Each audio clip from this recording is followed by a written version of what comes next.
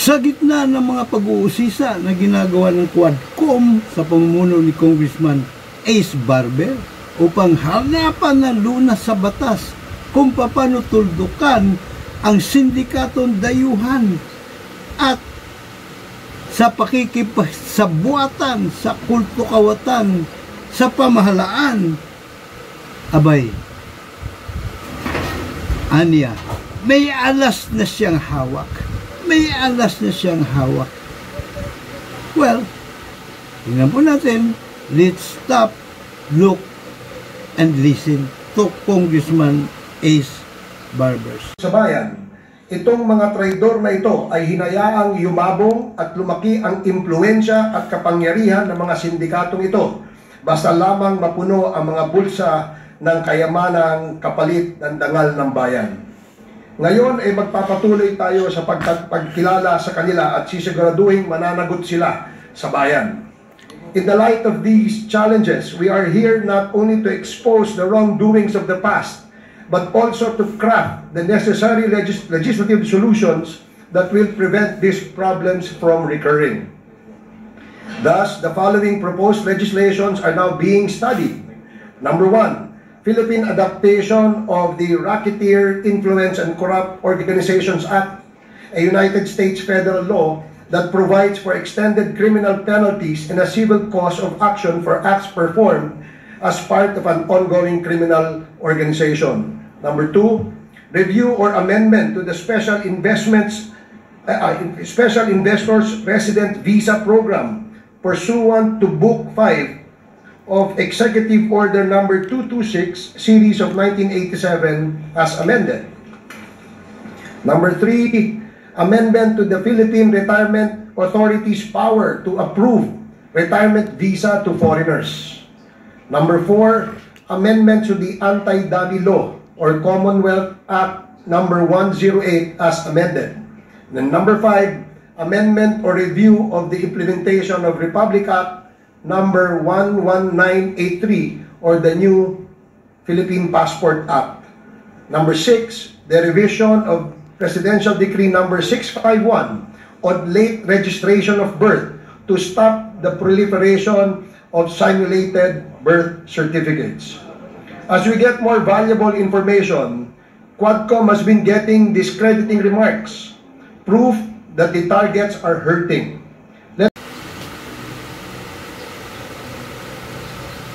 Ang kapansin-pansin at kapuna-puna sa hawak ni Kong Ace Barber, yung pong RICO Law, stateside sa Amerika, at walang kaduda-duda na mabisa. RICO Law. Aha.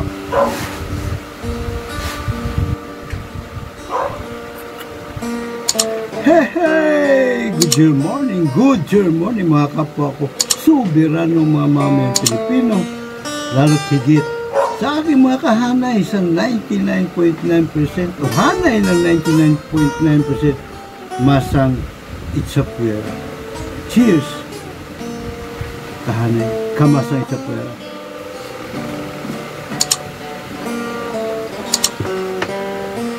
At bago po ang lahat, mga luma ay dapat na natin palitan na may pahirit po muna ng suporta. Libre na naman po ang mag-subscribe dito po sa ating Bureau Advocacy YouTube channel. Alam ko kayong lalahanin babayaran kay 5 guling. At syempre papakipindot na rin yung notification bell nang sa gayon kayo po ay man-notified, updated kapag tayo ay may live streaming o kaya may bago tayong mga uploaded contents sa ating Juror Advocacy. Bigyan po ng big double thumbs up kung meron, pero wala yata, kahit isa na lang. At syempre pa, pakishare na rin po, share sa inyong mga kakilala, mga kamag-anak, mga kaibigan, maging sa mga kakilala lamang o kaya maging sa mga kaaway, sapagkat ito pong ating advokasya ay tunay tunay naman na kapakipakinabang para sa tanan. Lahat po tayo magkinabang dito, hindi lamang sa kasalukuyan natin henerasyon, kundi till His kingdom come. Sabihin, sa mga susunod pa natin sa rinlahi, sa mga kaapo-apuhan po natin. So, share po natin ito. Ano po? And so, ang sinasabi ni Kong Ace, ang pinakaalas niya ay yung RICO law. Habihan na natin yung mga iba pa niya binabanggit na batas kasi may batas na eh. Kahit huwag mo kalikutin yan, hindi naman problema. Yung mga umiiral natin batas, hindi yun ang problema eh. Ang problema, yung pong tagapagpapatupad dahil sila mismo kumakalikot eh. Pilipilipit nila para gawing negotiable instrument para pagkakwartahan. So ang problema talaga, yung humuhusga. Sapagkat ang ating hukuman po ay hukuman trial by palakasan na kontrolado ng kulto kawatan sa buong pamahalan. Opo, kontrolado po. Umpisan mo sa barangay justice system. Yung lupong tagapamayapa, palakasan na po yan.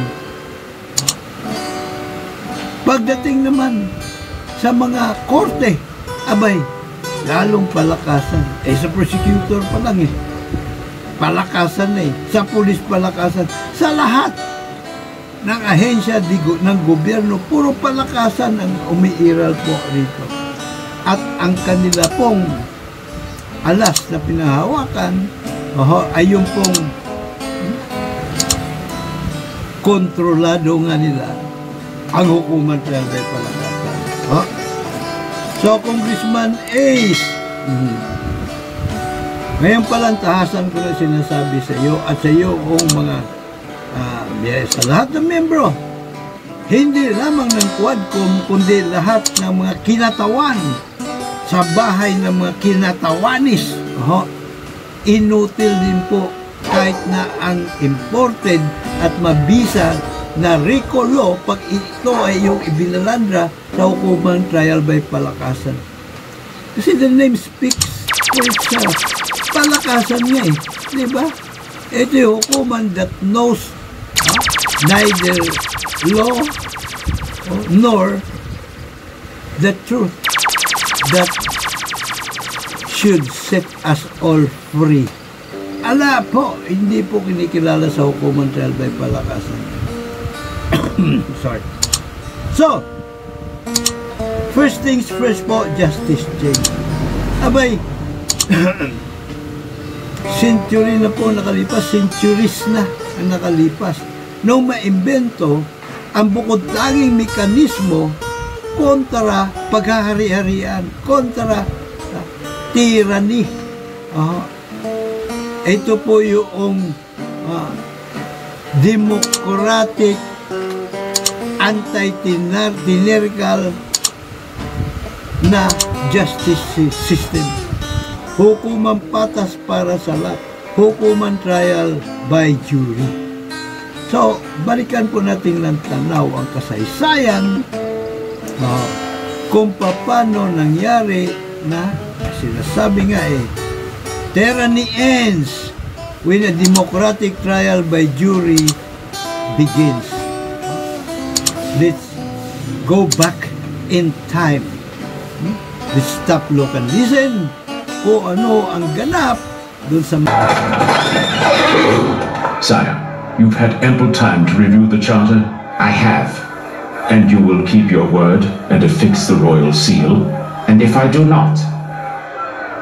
Tomorrow, England will be without a king. Signing will no doubt kill me as well as your blade, sir. But I'll do it. Almost 800 years ago, a band of English barons gathered on the banks of the Thames to confront King John. The same King John, by the way, who had all that trouble with Robin Hood. They were sick of being taxed for the king's military campaigns to reclaim land he lost in a family feud, which wasn't really going all that well anyway. They demanded that the king sign a document that limited royal power and set in place 3 cornerstones of liberty: the rule of law, representative government, and trial by jury.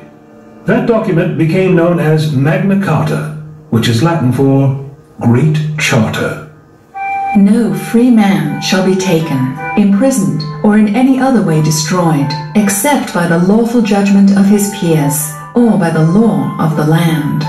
To no one will we sell, to none will we deny or delay right or justice. At Runnymede, your rights were won at Runnymede. No free man shall be fined or bound, or dispossessed of freehold ground, except by lawful judgment found and passed upon him by his peers. Forget not, after all these years, the charter signed at Runnymede. Kitang-kita po natin mga kapwa ko soberanong mamamayang Pilipino, lalo tigit sa aking mga kahanay, sa hanay ng 99.9% masamit sa pera, kung paano natuldukan ang paghahari-harian sa England. No? Nakita nyo naman siguro kung paano nilalapastangan, niyuyurakan ang pagkatao ng mga Briton ng mga panahon yun. Alam po ba ninyo kung saan galing yung salitang F period, U period, C period, K period? Fuck! Na ang ibig sabihin, ang buong kahulugan ay fornication under consent of king. Alam niyo ba kung saan galing yun? Doon po yun sa England. Na ibig sabihin, gusto mong mag-asawa, abay, magpaalam ka muna sa hari. Ngayon, pag nakursunad ng hari ang bride mo, ang mapapangasawa mo, o kaya yung ayudante ng hari sa iba't ibang kolonya, abay, sila ang sisiping sa unang gabi. Ibabalik din naman siya kinabukasan bilasan.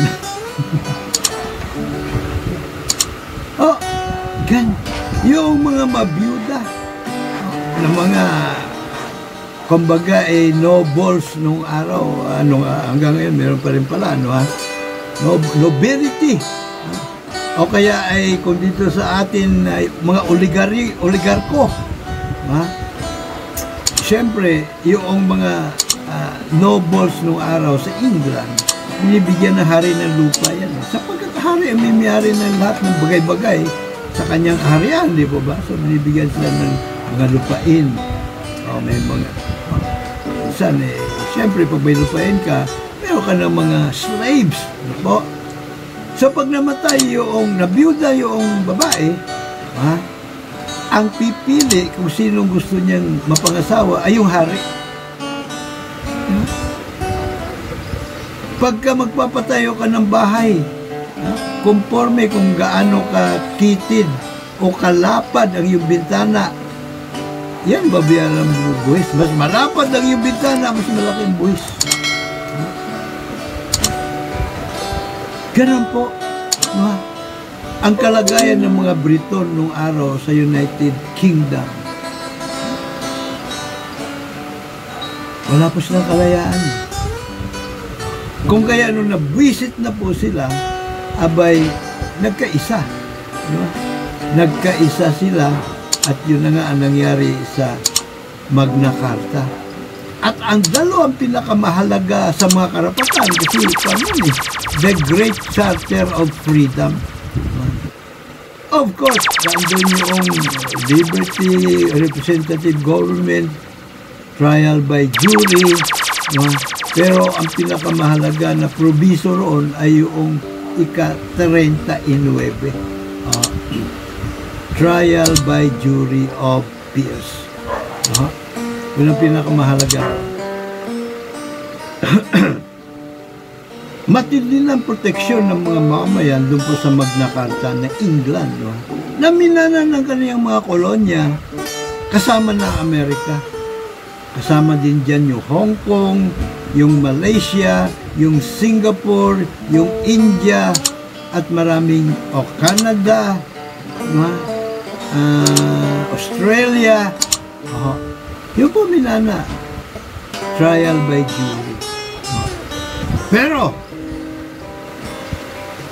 nung nagdeklara ng independence ang United States of America, Isa yan sa litanya ng kanilang mga daing at hinaing na unti-unti na silang pinagkakaitan sa karapatan sa trial by jury, bukod pa siyempre sa halimbawa mo, sila ay akusado, nakusan ng gobernador general, gobernadorcillo dun sa mga kolonya sa Amerika.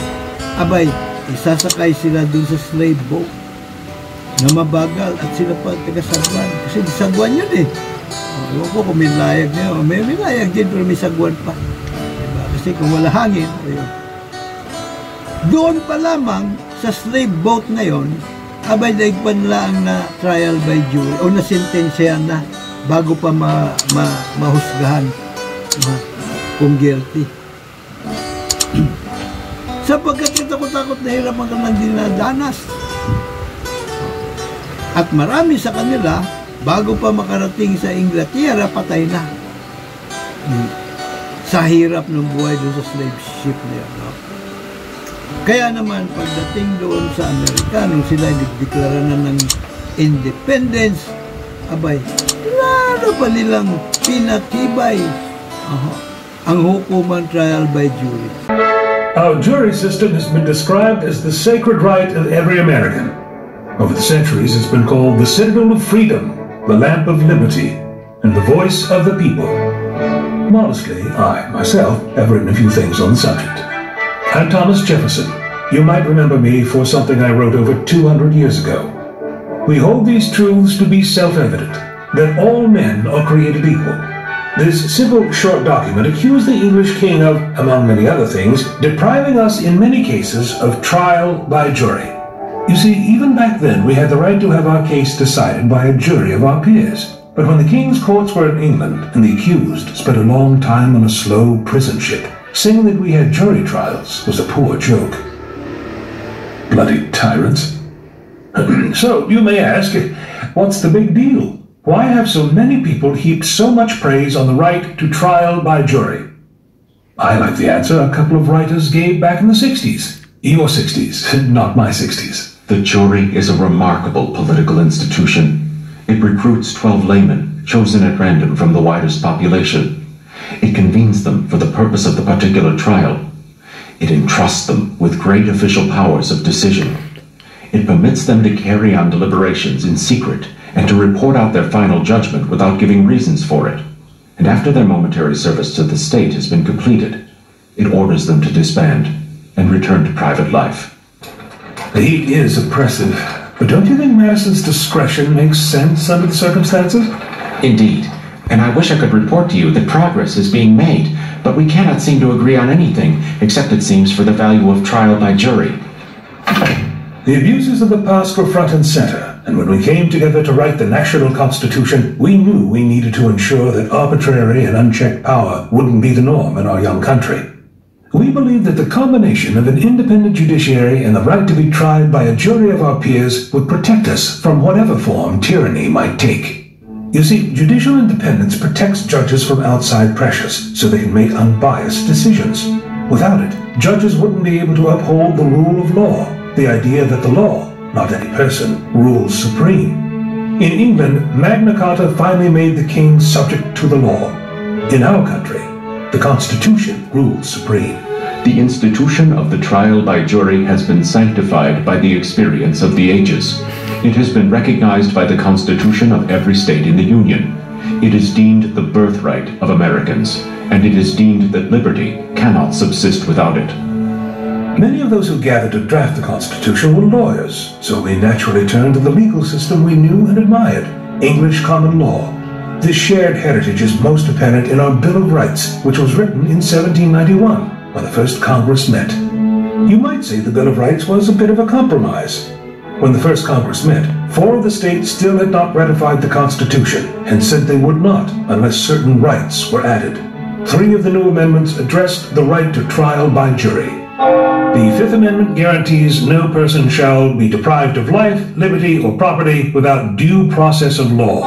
The Sixth Amendment guarantees in all criminal prosecutions, the accused shall enjoy the right to a speedy and public trial by an impartial jury. And the Seventh Amendment extends the right to trial by jury to civil cases.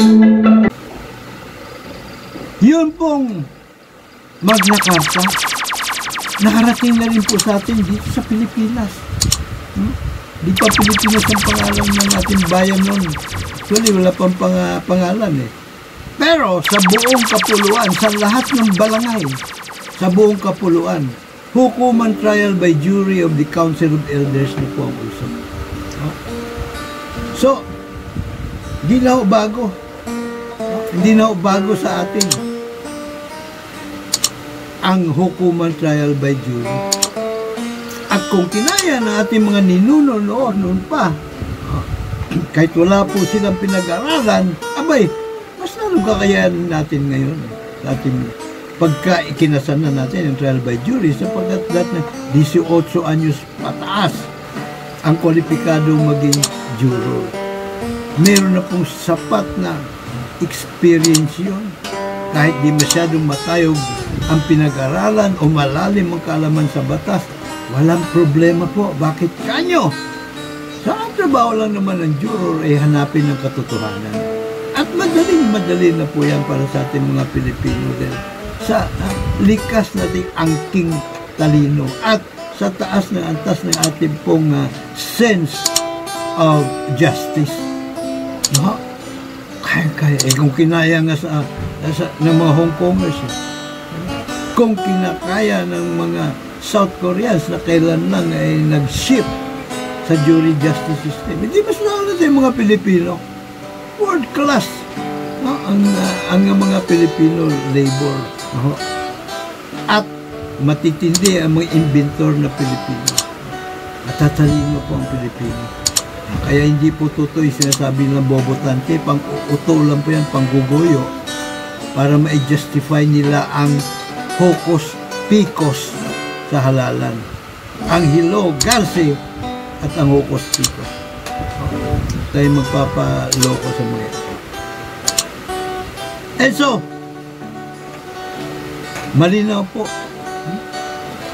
Malinaw na lalong pinaigting sa US of A ang hukuman trial by jury. Bukod sa naka-ukit sa original na teksto ng United States Constitution ang karapatan sa trial by jury, pinalua pa ito ng 5th, 6th, and 7th Amendment. So, ang hirap, dadaan sa karayom na walang butas ang sino mang magmamanipula o sisindikato sa jury justice system na meron sa Amerika. Abay, kumusta naman ang ating hukuman trial by palakasan? Mahaba-haba po ito ating kilatisan, kaya handa nyo na po inyong mga manik. Huwag kayong kaya saging sapa. O kaya pritong kamote, inihaw na kamote. Kilikin po natin ang sariling atin na yan mana sa atin ng Panginoon yan. At yung mga yan ay merong mga medicinal value. May medicinal value yan. Hindi naman bibigay sa atin ng Panginoon yan kung walang pakinabang kung yan ay lason para sa ating katawan. Although meron din siya binigay ng mga lason para tuldukan ng kaungasan. Anyway, dahil po sa hukuman trial by palakasan ng uso sa bayan, abay, kahit anong ganda ng batas, pansin nyo, kahit anong ganda ng batas, baliwala. Baliwala. Walang silbi, inutil pag nilapag mo sa hukuman trial by palakasan. Tingnan po natin itong Magna Carta for Homeowners and Homeowners Association. Ito po ay napakagandang batas. Dito pa lamang po sa kanyang layunin. Asan na ba yung layunin ng Magna Carta? Ito. Section 2. Declaration of Policy in fulfillment of the constitutional principles directing the state to encourage, promote, and respect non-governmental, community-based, and people's organization in serving their legitimate collective interest in our participatory democracy. It is hereby declared the policy of the state to uphold the rights of the people to form unions, associations, or societies, and to recognize and promote the rights and the rules of the homeowners as individuals and as members of the society and of homeowners associations. To this end, the state shall endeavor to make available resources and assistance that will help them fulfill their roles in serving the needs and interests of their communities, in implementing the efforts of local government units, in providing vital and basic services to our citizens, and in helping implement local and national government policies, programs, rules, and ordinances for the development of the nation. Kita mo, bukod sa watchdog ng mga homeowners, ng mga residente, ang Homeowners Association, ito din po ay katuwang ng gobyernong lokal at nasyonal sa implementasyon ng mga umiiral at kaukulang mga batas. No? Siyempre, ano ba yung mga kaukulang batas na pang-nasyonal? No? Clean Air Act, Clean Water Act. Kailangan po yan ay yung mga segregation ng basura. Yung pong mga basura na po pwedeng i-recycle para pakinabangan, maging compost, no? Yung mga basura na po pwede pa ibenta, bote-bote, bla bla bla. Yan po yung mga halimbawa ng mga batas na dapat ay ipairal at dapat ang Homeowners Association ay katuwang. Sa pagpapatupad ng mga batas ukol sa ceiling price ng economic housing unit. Yan din po. Ang pagpapatupad ng mga probiso sa batas pambansa 220. Kung gaano kalalawak ang kalsada sa isang subdivision na ganito ang size, no, referring size ng kabuuang project, ano po. So, dito po sa Dika Homes Subdivision sa Mikawayan, dahil ito po ay mahigit 10 hektarya, ang dapat po rito na pinakamakitid na kalsada ay 8 metros. 8. Tapos dun sa main road, 15 meters. Doon po sa mga secondary main road ay mga 10 meters.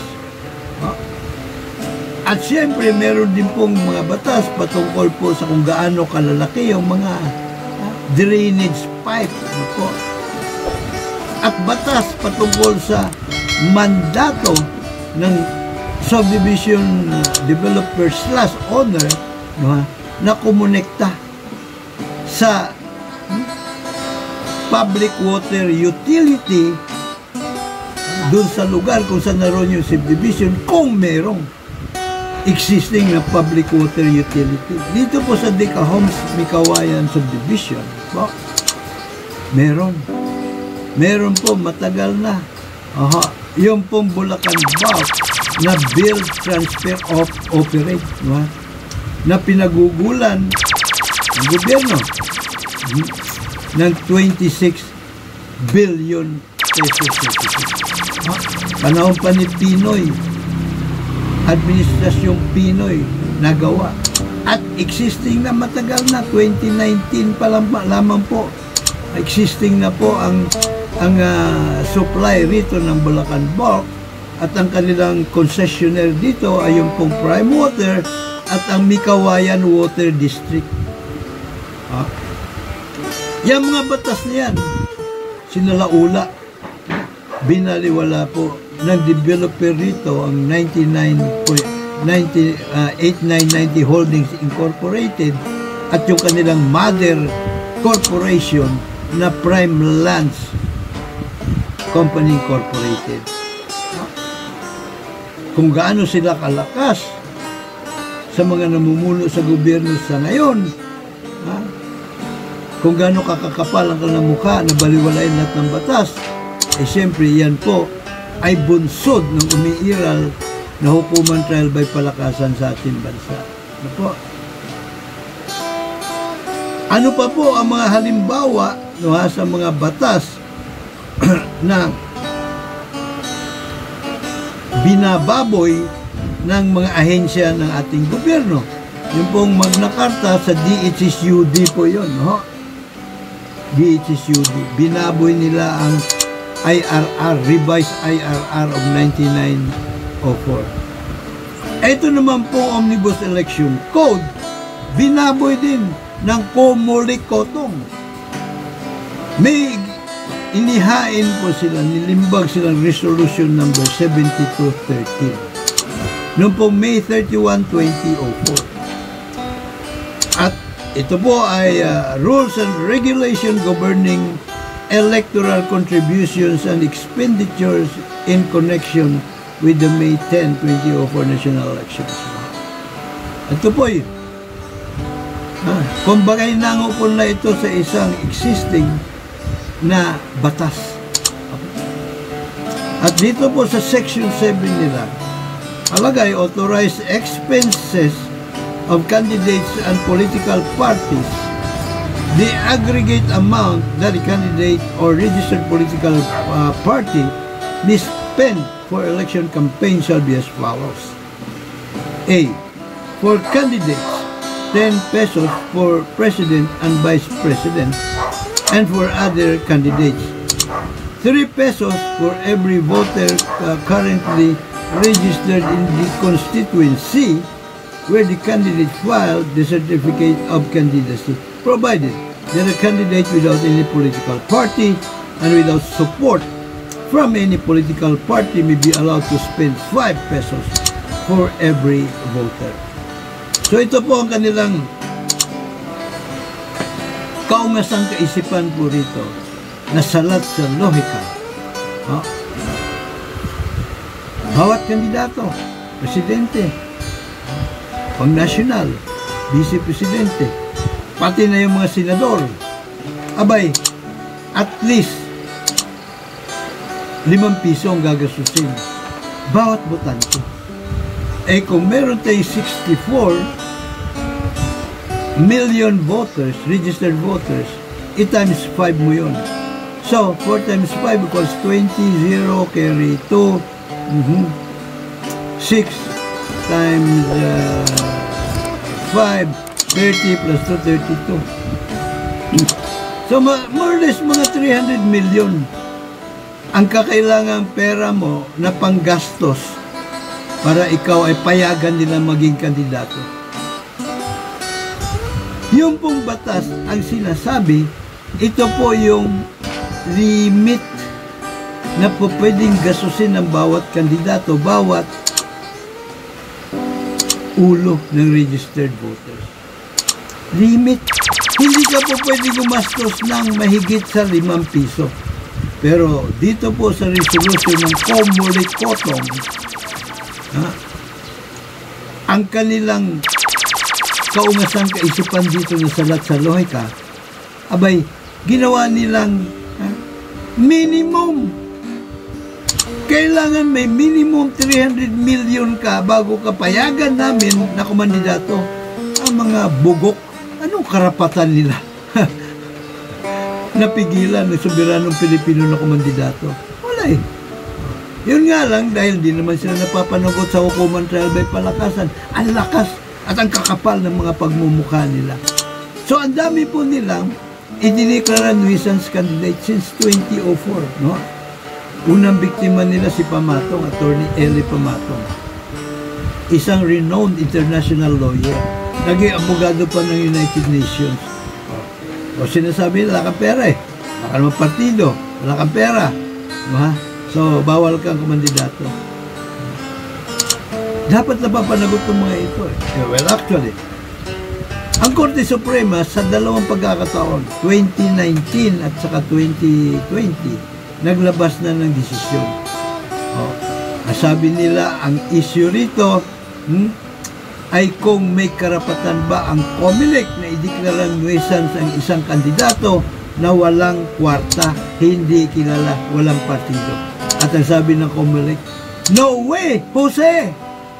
Hindi pwede. Karapatan ng bawat soberanong mga mamamayang Pilipino alinsunod sa nakaukit sa saligang batas ang kumandidato kahit wala siyang pera. Pero hindi pa rin sinunod eh. Hinambalos na ito, sinampal-sampal na ito. Kaso nga lang, hindi pinarusahan kahit na yung kapirasong lang, manipis sa kurot, no, nakurot sa singit. Alay! O kaya namihasa pagdating ng 2020 election, ganun pa rin ang ginawa. 2020 ba o 2022? Tama, 2022 elections pala. Yun pa rin ang ginawa. Marami pa rin po silang dineklarang nuisance candidate. So muli hinambalos na naman sila ng COMELEC. No? Tingnan natin kung itong 2025 elections ay ganun pa rin ang gagawin nila. Well, anyway, ito yung mga halimbawa lang na sinasabi po natin. No? Kung paano namimihasa itong kulto kawatan sa buong pamahalaan dahil sa hukuman trial by palakasan ng uso sa bayan. Kung napapanagot ng mga komunikotong, matagal nang naghimas-rihas itong mga ito eh. Kung hukuman trial by jury lang uso rito, matagal na naghimas-rihas. Isa pa sa halimbawa na kilatisin po natin, ito pong Republic Act number 1084. 1084, an act declaring large-scale agricultural smuggling and economic sabotage, prescribing penalties therefore and for other purposes. Ito po ay akda ni Cynthia Villar. Pero siya din po nagreklamo, sandali muna. Matagal na itong batas na ito, matagal na isang batas eh. Bakit wala napaparusahan? Eh, siyempre nagsasabuatan nga yung mga kawatang, kulto kawatan sa pamahalaan at yung kulto kawatan ng mga smuggler. At hindi tayo magtataka kung yung kulto kawatan sa pamahalaan, sila din po yung smuggler. Sila din yung sindikato ng smuggler. Hindi nga sila napapanagot eh. Diba? Samantalang malinaw na malinaw rito sa probiso ng batas, mere possession of rice and any agricultural product. Sapat na batayan na po yun para sampahan ng karumal-dumal kahindik-hindik na kaso batay sa smuggling law, economic sabotage, no? Agricultural smuggling and economic sabotage law. Pero wala po napaparusahan. Ang kaukulan po rito na penalty ay at least, not less than 12 years, hindi po bababa sa 12 anyos, no? At hindi naman susobra sa 14 na taon na pagkakakulong. No? At siyempre pa, ang penalty po rito ay equal to the fair value noong pong mga produkto na kanilang ipinuslit. Pinatatandaan ba kayo na parusahan? Wala, di ba? Eh kasi nagkakamutan lang sila ng batok, hindi batok, likod. You scratch my back, I'll scratch yours. Una-una, ito pong mga smuggler, hindi naman ito magkakalakas loob na magpuslit ng mga kargamento kung wala silang proteksyon galing sa mga kulto kawatan sa pamahalaan. ang pinakamaganda kung ang kanilang protection galing mismo sa Pangulo. Sapagkat yung Pangulo, kaya niya utusan lahat ng mga ahensya ng pamahalaan na ikaw ay palusutin. Kung pipitsugin ng ang iyong padrino rito, ba hindi ka obra. Matutudas ang iyong pinagputahan pera. Bagay, galing din sa nakaw malamang yun. So, malinaw po na malinaw na ang ugat, ang punot dulo ng lahat po ng mga kaungasang nangyayari sa gobyerno, ang punot dulo ng tagumpay ng kulto kawatan sa buong pamahalaan ay yung pong hukuman trial by palakasan na kanilang kontrolado. Ano po ba? Kontrolado po nila. Ngayon, kung halimbawa hukuman trial by jury ang uso sa atin, doon pa lang sa mga puguhan, yun pong mga gustong tumistigo, gustong ibulgar, takot na takot din na magawa. Takot na takot po sila kasi alam nila na protektor ng sindikatong kanilang sindikato na dumadapurak sa kanilang mga karapatan, diba? Yumuyurak sa kanilang pagkatao, protektado ng pulis. At syempre, hindi lang basta pulis ang nagbibigay sa kanila ng proteksyon. Sa panahon ni Digong, Pangulong Digong mismo ang umuutos, inuutusan ng pulis, ang Department of Justice, lahat na protektahan ang sindikatong yan.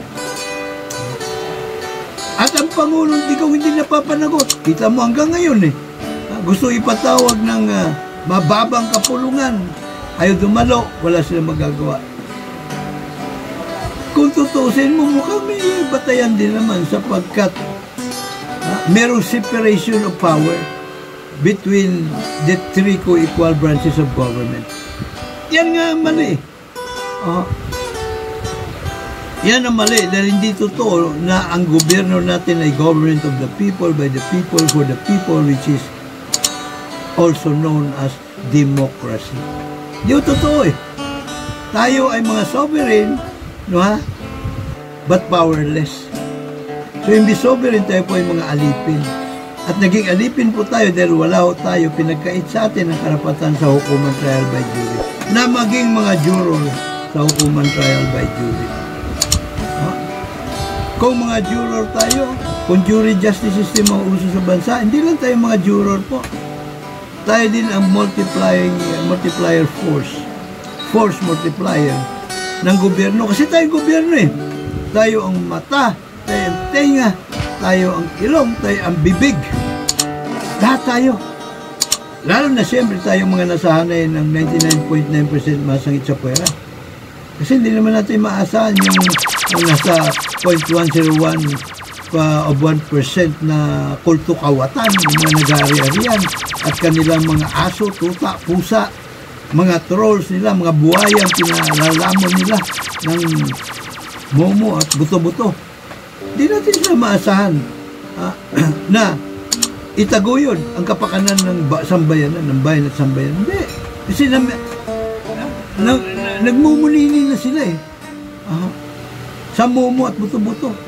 Sakto na sa kanila yun. Hindi natin sila maasahan. Lalo na mismo yung kulto kawatan. Talaga hindi mo maasahan yung mga nakaupo dyan sa Kongreso. Sa Senado ngayon. Sige nga, ang hamon sa kanila, ipasa nyo itong batas. Para ilagay ang batas. Amenda sa saligang batas para ilagay ang batas sa kamay naming mga soberanong mga mamamayang Pilipino bilang mga juror. Sige nga, kaya nyo? Mawala na kayo ng oportunidad na magigitatan sa nakaw na kayamanan. Kung magnanakaw kayo, abay, garantisado, agarang himas-rihas kayo. At kaming bilang mga juror ang magpapakulong sa inyo. Sige nga, kaya nyo? Yan ang hamon sa inyo. Ay, nako. So, kung tayo po, hindi lang bilang mga juror, kundi mga mata, tenga, ilong, bibig. Natin. Abay, hindi tatagal. Hindi aabutin na alas 4 ang kultukawatan sa buong gobyerno. May isusumbong natin sa grand jury at agad na may kakasa investigasyon sa kanila na pasikreto. Pasikreto para huwag naman sila mapahiya. Huwag masira ang kanilang pagkatao kapag nagnegatibo ang inilapag na reklamo, informasyon laban sa kanila. Di ba ba?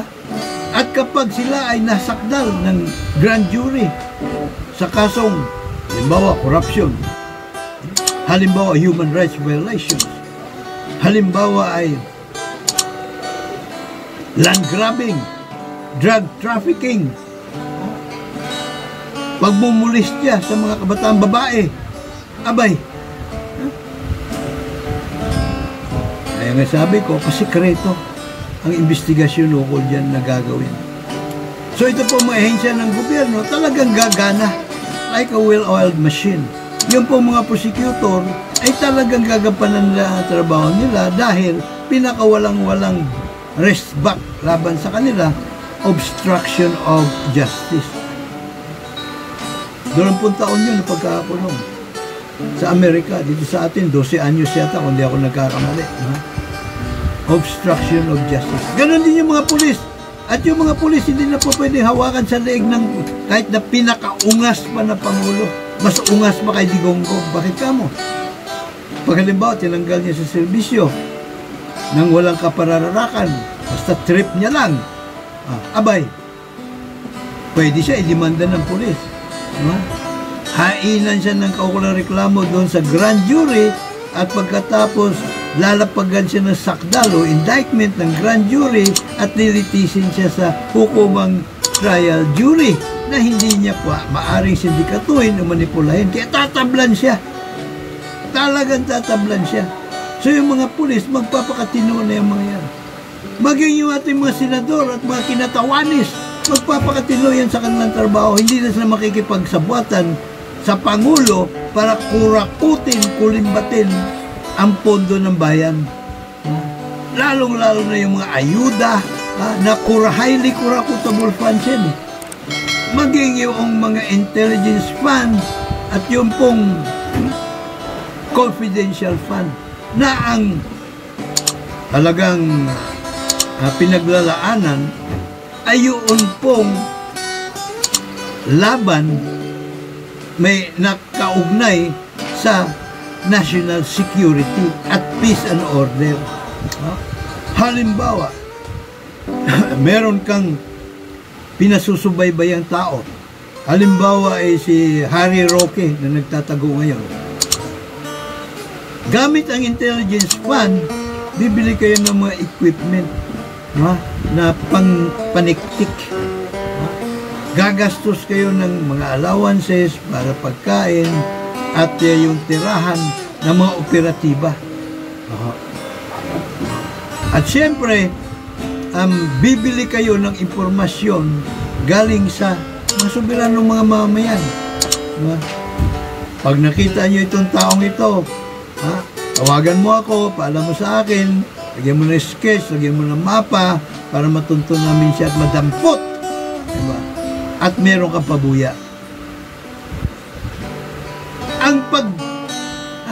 Ang pag-liquidate naman ng Intel or intelligence fund or ano pa mga pondong yan, ano ba yung isa? Intel and Confidential Fund, no? Para sa National Security and Peace and Order, no po?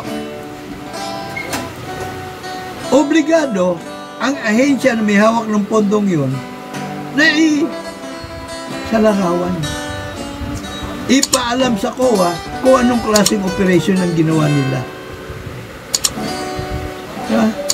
At kung ano yung mga equipment na binili nila. Kung sino mga informante ang binayaran nila. Pero, pagdating naman sa COA report, yung mga informasyon patungkol sa mga equipment na binili, yung informante, naka-cross out po yan.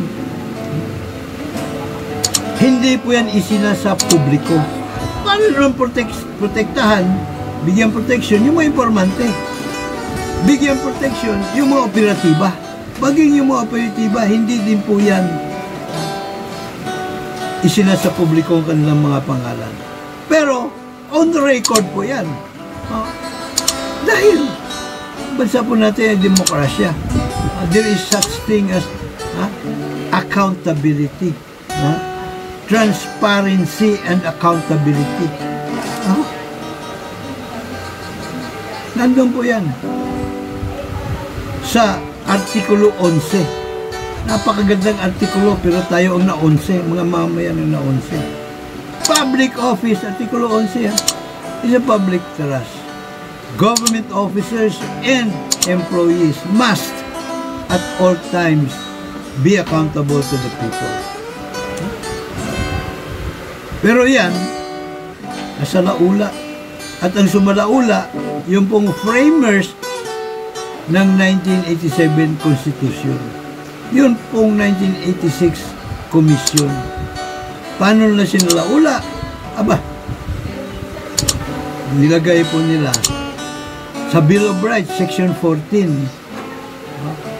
Paragraph 1 and Paragraph 2. Hindi, kinopya nila ang Fifth Amendment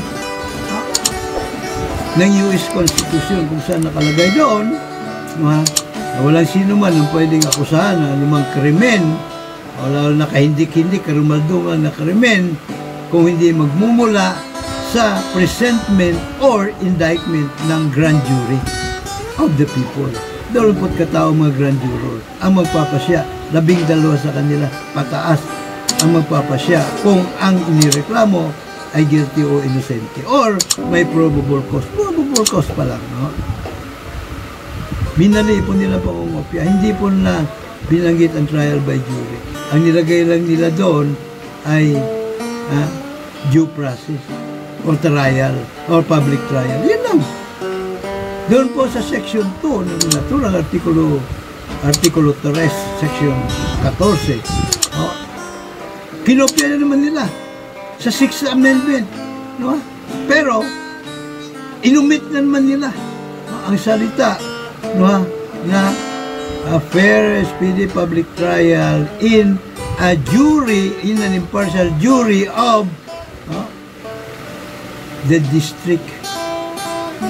Impartial jury. Yung trial jury po, randomly selected, 18 anyos pataas, marunong bumasa at sumulat. Inumit na naman po nila yon para paikutan tayo. So, kayo na pong bahala mamusga. Sila ba ay sinadya ba nila pagkakamali para manatili ang hukuman trial by palakasan na pamana ng Kastila, para lupigin, patuloy tayong alipinin at hubaran tayo na ating pagiging mga soberanong Pilipino, o sa mga sadyang tanga at bobo lang sila, ignoramos lang sila. Na imposible naman. Sintata sa pinag-aralan ng mga hinayupak na yun. Hindi naman sa nilalapastangan ko po ang memorya ng mga namatay na nakasapi kasapi sa 1986 Constitutional Commission na pinamumunuan nito pong si Justice, former Supreme Court Chief Justice Cecilia Muñoz Palma. Hindi ho. At hindi ko rin po nilalapastangan ang pagkatao ng mga miyembro ng naturang komisyon na nabubuhay pa, katulad ni Atty. Christian Munsub at iba pa. Hindi ho. Ang sinasabi ko lang po rito ay katotohanan, buong katotohanan at pawang katotohanan lamang. Bakit? Kinopya na nga lang nila eh. Mali pa. Sadya ba? O sinadya? Kasi kung ginawa nilang tama, yung pong Article 3, Section 14, sa paragraph 1 and 2, kung saan naroon yung karapatan natin bilang mga grand juror at mga trial juror, abay, lahat po na nasikwester na ill-gotten wealth ni Pangulong Ferdinand E. Marcos at ang kanyang mga crony ay hindi napunta sa Kamag-anak Incorporated din at iba pa, at siyempre mga kasabwat na oligarko ni Tita Cory. Saan ba napunta? Sige nga, kilatisin niyo nga kung saan napunta yung pong mga sequestered assets at etc. doon po kay dating Pangulong Marcos at kanyang mga kroni. Sipatin nyo saan napunta. Saan napunta yung PLDT? Saan napunta? Diba? At yun ay, ang dahilan, ay hukuman trial pa, may palakasan pa rin, na ginamit ni Marcos ang ipinairal doon sa 1987 Constitution. Ay, nako naman, nako. So,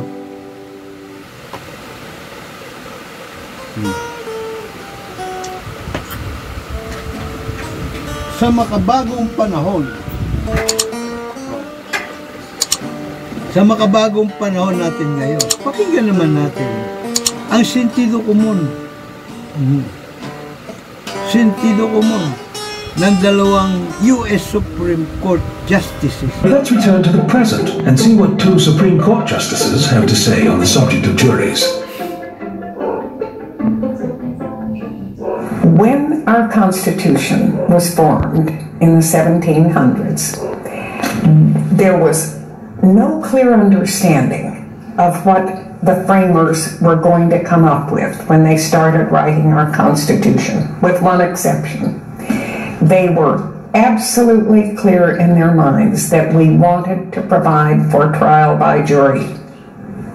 That was a given. The framers of our Constitution felt so strongly about trial by jury that they put it in the Constitution, they put it in the Bill of Rights. It applies to criminal trials, to all criminal trials. It applies to many civil trials. They regarded it as one of the most important safeguards of democracy. I think to their minds it was as important as the right to vote. Jurors really are experts, more than we judges are, on the thing that we ask juries to do, and that is to make findings of fact. We don't take just retired people or people who have time on their hands. We want the whole community represented. We want people who are people engaged in their ordinary work, but who take time off to hear a case, as well as others. We want a full sampling of the community, because that's who we are entrusting our lives and our honor and our most important issues. What we ask jurors to do are things that they're really experts on. They are more expert than we judges are in judging ordinary human behavior. Just because they are living in the community and they meet all sorts of people and they find themselves in a great variety of situations. And so our legal system is based on the idea that they can hear a witness testify and make a good judgment about whether that witness is telling the truth or whether the witness really remembers. By including a broad spectrum of the community in the jury pool, we're assured of a broader perspective in the jury that actually sits on the case. Malinaw na malinaw po. Hanggang ngayon, kinakatakutan pa rin ng kulto kawatan sa buong pamahalaan ang beauty ng trial by jury. Kung kaya sa mahabang panahon na tinakbo mula po 1987 nang umiral ang jury justice system ng 1987 Constitution po. At lalo pang naging ano tawag nito masigasig ang kulto kawatan sa pamahalaan nung pong ipinairal naman ang local government code. Pansinin po ninyo, ang daming mga naghari-harian sa mga iba't ibang sulok ng bansa. Kasama na yung mga naghari-harian sa Davao City, si Digonggong. Ayun po ay dahil sa meron na po silang sandatang pinahawakan, yung local government code. Po, yung kanilang autonomy So, naging mga untouchables na rin po sila. Kasi pagkakamali, hindi ko sinasabing pangit po yung local government code, no? Napakaganda po nun. Ang problema lang, ay hindi pa rin isinama sa local government code ang karapatan ng mga mamamayan sa hukuman trial by jury. Yun ang matinding problema po. So again, ang hamon sa mga senadores na nakaupo ngayon at mga kinatawanis magain ng amenda numero 1 sa Bill of Rights. Karapatan ng soberanong mga mamamayang Pilipino, soberano but powerless sa trial by jury. Diyan ako bibilib sa inyo na talagang kapakanan ng sambay ng Pilipino inyo itinataguyod kung magagawa ninyo. Otherwise, mananatili kayong mga ungas sa pananaw ng sambayan ng Pilipino. Pero malinaw naman ng mga kahit sa puwera, malabo pong gawin nila itong magain ng panukalang ganito. And so, the best thing to do things, sabi nga, is to do it ourselves. So, bumuo tayo ng Team Juror. Team Juror, ng 99.9% masangit sa pera, na siya pong maghahain ng ganitong panukala sa 2025. Ito naman po ang hamon sa kapwa ko sa pera. Maging Team Juror Advocate Candidate 2025. Ito lamang po ang bukod tanging paraan para maisalba po natin ang bayan at sambayan ng Pilipinas. Hanggang sa muli, ako pa rin po inyo lagi nakahandang maglingkod, Mr. Juror, Dr. Sixto Pit Kilatis Lagari po lamang, PhD, Public Administration, Honoris Causa. Dapat lang, Juror tayo. May God bless us all. May God bless Philippines.